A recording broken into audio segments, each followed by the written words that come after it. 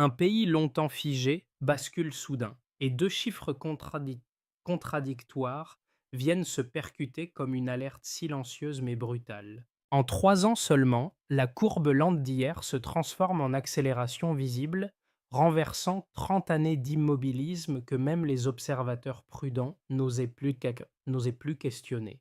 Que signifie pour vous ce basculement porté par Ibrahim Traoré, alors que tant d'États mieux dotés restent coincés dans la dépendance et les demi-mesures? Dans cet intervalle serré se dessine pourtant un horizon concret où un pays comme le Burkina Faso prouve qu'une nouvelle trajectoire peut naître d'un simple point de départ. Dès les premiers mois de transition, une promesse nette apparaît: transformer un pays longtemps dépendant en une nation capable de produire, réparer et décider par elle-même.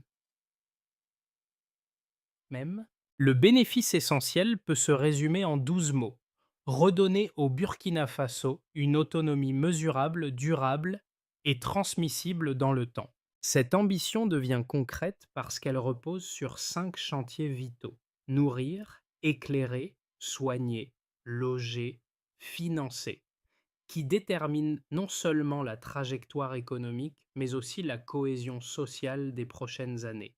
Cependant, cette promesse s'accompagne d'un risque clair. Chaque chantier manqué peut refermer une fenêtre historique, réduire l'élan collectif et réinstaller les anciennes fragilités que la transition tente précisément de dépasser. C'est ici qu'émerge le micro-hook. Qu'arrive-t-il lorsqu'une nation enclavée choisit enfin de ne plus attendre et relie toutes ses actions à un même objectif d'autonomie? La réponse, encore suspendue, porte les enjeux majeurs de la suite. Si la population retrouve une place active dans la mécanique du progrès, alors chaque réussite, même modeste, peut repositionner le pays parmi les modèles inattendus du Sahel. Le premier reveal lève enfin le doute laissé en suspens depuis l'ouverture.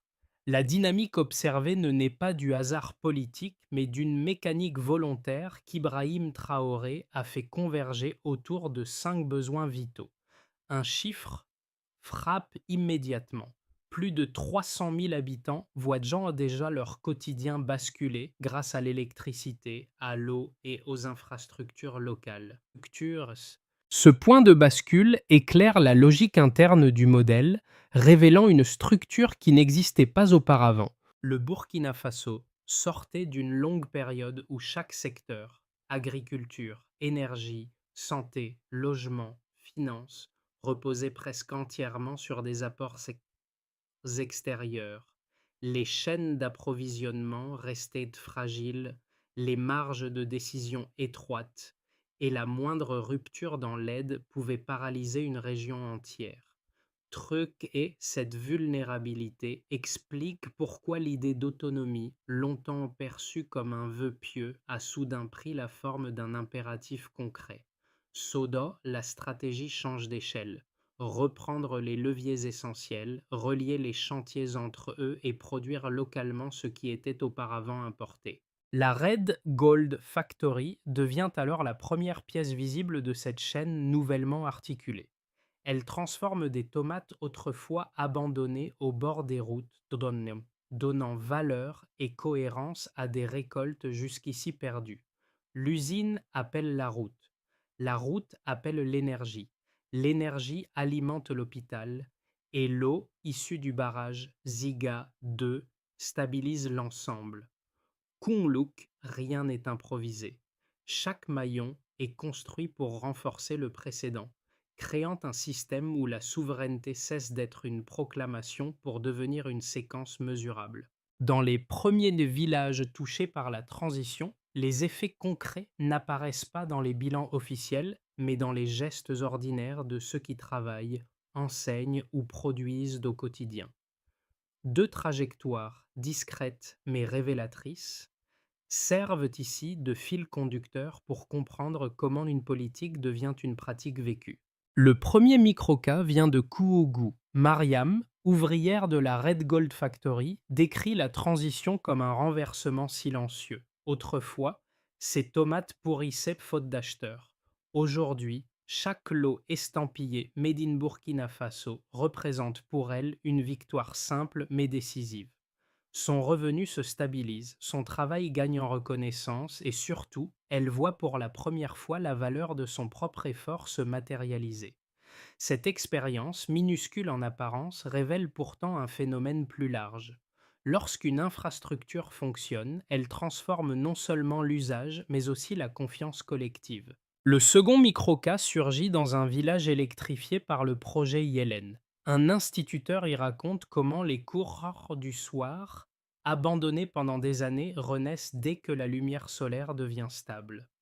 Les enfants arrivent plus tôt, motivés par l'idée d'apprendre dans un espace qu'ils appellent désormais leur lumière. Pour lui, le changement n'est pas seulement technique, il est psychologique, car il transforme l'attente en initiative et la lassitude en rythme d'apprentissage. À travers ces deux figures, le rôle de guide implicite apparaît clairement. La transition impulsée par Ibrahim Traoré s'incarne dans des trajectoires individuelles qui, additionnées, redéfinissent un quotidien entier. Le déclencheur vient d'un constat brutal. Des tonnes de tomates pourrissent en chaque saison pendant que les mêmes produits reviennent d'Europe transformés et vendus plus cher. Ce choc, d'apparence agricole, révèle une dépendance devenue intenable et fait émerger un fil conducteur que Ibrahim Traoré va saisir immédiatement. Quiche Roite. Tout commence par une faille évidente. Un pays qui produit voit sa propre récolte détruite faute d'outils, tandis que son marché intérieur dépend d'importations rendues coûteuses et imprévisibles. La transition décide alors d'attaquer ce nœud précis.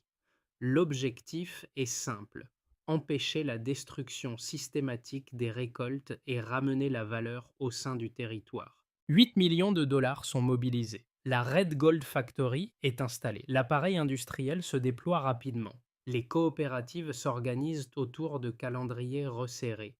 Les premiers contrats stabilisent les flux, les camions réduisent les pertes. La récolte cesse d'être un produit fragile. Elle devient une matière première nationale. Le pays observe. Les villages voisins suivent. L'initiative provoque une onde courte mais puissante. La chaîne agricole se referme sur elle-même. Au même moment, l'effet d'entraînement se met en marche. 150 emplois directs apparaissent, des dizaines d'activités dérivées, transport, conditionnement, entretien, se greffent autour de l'usine. Le cycle se densifie. L'économie locale gagne une cohérence nouvelle. La dynamique se renforce. Au point culminant, une fois la transformation enclenchée, la route devient le deuxième maillon indispensable. Le corridor Bobo-Dioulasso, Côte d'Ivoire, est activé. 120 millions de dollars sont engagés. Les bulldozers ouvrent les premières tranchées. Chaque kilomètre pavé réduit les coûts logistiques, accélère les échanges et recouvre une fonction stratégique: reconnecter des zones qui, autrefois, dépendaient de circuits extérieurs incontrôlables. Les camions roulent plus vite, les denrées arrivent fraîches, les coopératives élargissent leur rayon d'action. Le corridor n'est pas un symbole, il est une artère. Une fois opérationnelle, cette route modifie la géographie économique du pays. Elle fluidifie, relie, renforce. Trailai voit l'immobilisme passer, le Burkina Faso respire. Puis vient la lumière Yellen. Le basculement est immédiat. 300 000 personnes accèdent à une électricité stable. 150 villages s'illuminent. Les hôpitaux abandonnent les lampes de fortune. Les écoles adoptent un double horaire. Les ateliers fonctionnent plus longtemps. La nuit cesse d'être un frein. L'énergie modifie la temporalité collective. L'impact est direct. Plus de temps utile, plus de sécurité, plus de continuité. Les villages changent de rythme. L'économie, elle, gagne des heures supplémentaires quotidiennement. Dans le prolongement de cette dynamique, le barrage Ziga 2 étend la séquence. 40 millions de mètres cubes d'eau sont stockés. 600 000 personnes sont desservies. Des centaines d'hectares sont revitalisés. L'eau cesse d'être une contrainte saisonnière. Elle devient un socle de stabilité. Et, En parallèle, la Burkenbank ferme la boucle financière. 67 agences, 15 000 microcrédits, plus de 60% des dépôts ratriés. Les flux ne fuiront plus. Ils circulent à l'intérieur. Les projets se financent localement. Le pays respire comme un système complet. À partir de là, une dynamique autonome s'impose. Produire, transformer, transporter, éclairer, financer. Chaque maillon renforce le précédent. Chaque chantier propulse le suivant. Rien n'avance isolément. Et au centre de cette cohérence séquentielle, l'impulsion initiale d'Ibrahim Traoré devient lisible. Aligner chaque action sur un besoin vital, puis relier ces besoins en une chaîne qui se nourrit elle-même. Avant 2022, moins de 15% des localités du Burkina Faso bénéficiaient d'un accès permanent à l'électricité. 3 ans plus tard, ce taux dépasse 48%, un delta net qui rend enfin mesurable un changement longtemps jugé improbable. Cette progression n'est pas un simple saut statistique. Elle constitue le premier pilier d'une transformation méthodique impulsée par Ibrahim Traoré. L'énergie devient un multiplicateur silencieux, car elle prolonge le temps utile de chaque foyer rural. Les ateliers ouvrent plus tard, les écoles rouvrent les cours du soir, et les villages adoptent un rythme moins dépendant du soleil. L'impact se résume en 10 mots. L'énergie élargit la capacité productive quotidienne de chaque communauté. Ce glissement, invisible à distance, modifie pourtant profondément la mécanique interne du pays. Dans une continuité logique, le barrage Ziga 2 stabilise le second pilier. Plus de 40 millions de mètres cubes d'eau sont désormais stockés et mobilisables, créant une marge hydrique prévisible qui manquait cruellement aux régions rurales. Cette donnée ne reflète pas seulement un volume technique, elle indique une sécurité nouvelle pour des centaines de milliers de personnes. L'eau irrigue des centaines d'hectares, réduit la vulnérabilité des cultures vivrières et alimente environ 600 000 habitants. En 12 mots, l'effet peut se résumer ainsi. L'eau stabilisée transforme les villages en unités agricoles moins dépendantes des cycles. Cette prévisibilité est un levier discret mais déterminant. Elle réduit les pertes, améliore l'hygiène et crée la possibilité, rare jusque-là, de planifier plusieurs saisons à l'avance.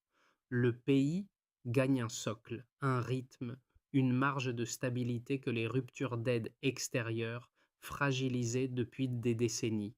La finance constitue le troisième pilier. Avant 2022, près de 80% de l'épargne nationale échappait au circuit interne, immobilisée dans des banques étrangères qui ne soutenaient aucun projet local. Aujourd'hui, plus de 60% de ces dépôts sont rapatriés grâce au réseau étendu de la Burkenbank. Cette inversion, presque silencieuse, modifie la mécanique économique en profondeur. 15 000 microcrédits circulent déjà dans les coopératives et les petites entreprises rurales, renforçant les chaînes de valeur locales et consolidant les activités agricoles. En une phrase claire, la finance territorialise l'effort et accélère la formation d'un tissu interne. Là où les flux sortaient, ils se recyclent désormais sur place. Là où les projets dépendaient de bailleurs extérieurs, ils trouvent des ressources intérieures. Dans une logique d'ensemble, lorsque l'énergie, l'eau et la finance s'additionnent, leurs effets ne s'alignent pas seulement, ils s'amplifient. L'électricité étend les horaires productifs. L'eau réduit l'incertitude agricole. La finance retient et recycle la valeur créée. Today, une dynamique fermée apparaît. Produire, transformer, transporter, éclairer, financer, réinvestir. Chaque maillon renforce le suivant. L'autonomie cesse d'être un idéal abstrait. Elle devient une série de deltas mesurables qui, mis côte à côte, raconte davantage que n'importe quel discours.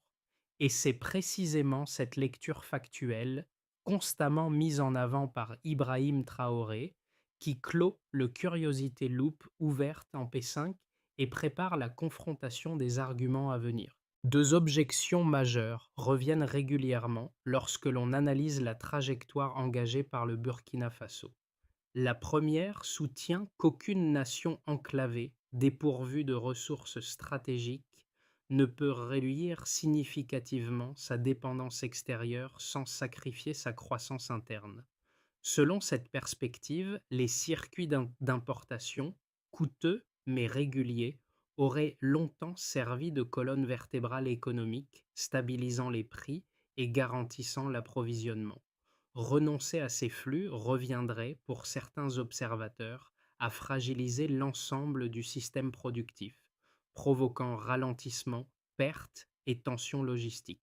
La seconde objection affirme qu'une transformation menée trop rapidement crée nécessairement des déséquilibres internes. Une réorganisation accélérée des chaînes agricoles, une extension trop rapide des infrastructures ou une montée en puissance simultanée de plusieurs chantiers pourrait créer des fractures, surcharge administrative, disparités territoriales ou pression accrue sur les coopératives. Pour cette école critique, moderniser trop vite augmenterait les risques d'embouteillage institutionnel et de rupture sociale. Face à ces deux thèses, le Stillman exige de reconstruire chaque argument dans sa version la plus solide. Ce n'est qu'en leur offrant leur forme maximale qu'une réponse utile peut émerger. Et lorsqu'on se tourne vers les données accumulées depuis le début de la transition, une image différente apparaît progressivement. Il est important de noter que la réduction de moitié de l'aide extérieure depuis 2022 n'a pas entraîné de contraction économique. Au contraire, les recettes agricoles ont doublé grâce à la stabilisation de la production locale et à l'effet structurant de la Red Gold Factory.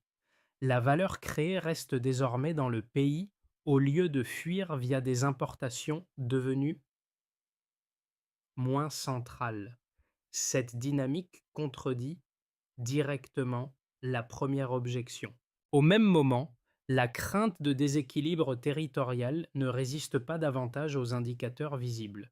Les écoles rouvrent leurs cours du soir, les routes fluidifient les échanges, les villages électrifiés fonctionnent à double horaire et l'eau stabilisée réduit les risques agricoles. Chaque chantier renforce le suivant, atténuant les tensions. Le rythme est rapide, certes, mais les infrastructures locales réduisent précisément les risques que dénoncent les critiques. Ainsi, les deux objections, tout en restant logiques dans leur formulation, ne s'accordent plus avec la réalité mesurable observée. Un basculement silencieux apparaît.